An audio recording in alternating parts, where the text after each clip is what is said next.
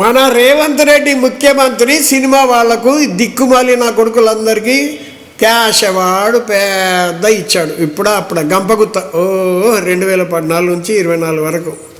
ఇది అవసరమా? మీకు ఏం కావాలని ఇస్తావు, ఏమిస్తావు, తెడ్డిస్తావు. వాళ్ళ దగ్గర చందాలు వసూలు చేస్తావు. మీ కాంగ్రెస్ పార్టీకి నువ్వు ఇచ్చేదేంది? నా తొక్క తోటకూర నేను ఇస్తాను. 1000 ఎకరాలు 2000 ఎకరాలు అలా చెప్పాలి. నువ్వు అవార్డు ఇచ్చినప్పుడు మీటింగ్లో డిక్లేర్ చేయాలి.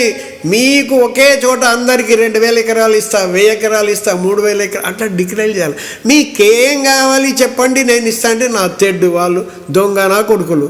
రాజమౌళి ఒకటి అంటాడు, ఇంకోటి అంటాడు, ఇంకోటి అంటాడు. రాజమౌళి గారు నాకు విజయవాడ ఆంధ్ర బార్డర్లో 1000 ఎకరాలు అడుగుతాడు. ఇస్తావా?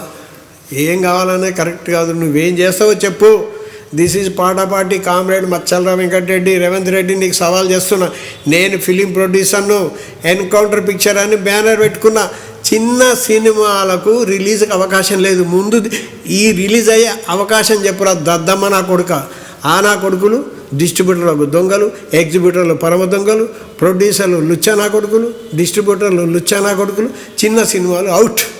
తీయడము డబ్బాలు పెట్టుకోవడమేనా? రిలీజ్ కావా? ఆ మేధాశక్తి అంతే సంగతుల.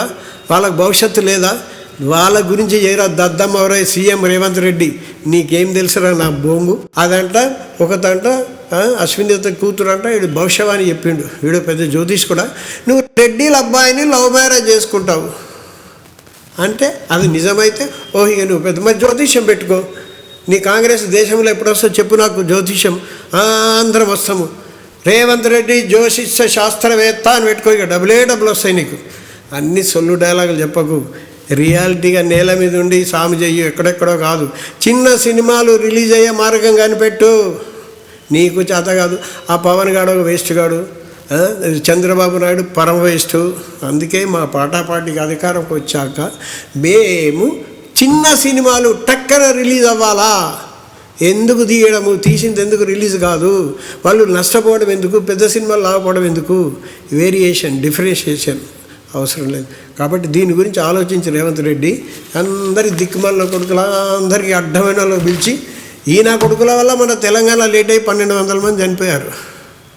వద్దని అడ్డం పడ్డ ఆంధ్ర కొడుకులకు నువ్వెందుకు అవార్డులు ఇస్తావయ్యా? నరికి పడేయాలి ఆంధ్ర కొడుకులను.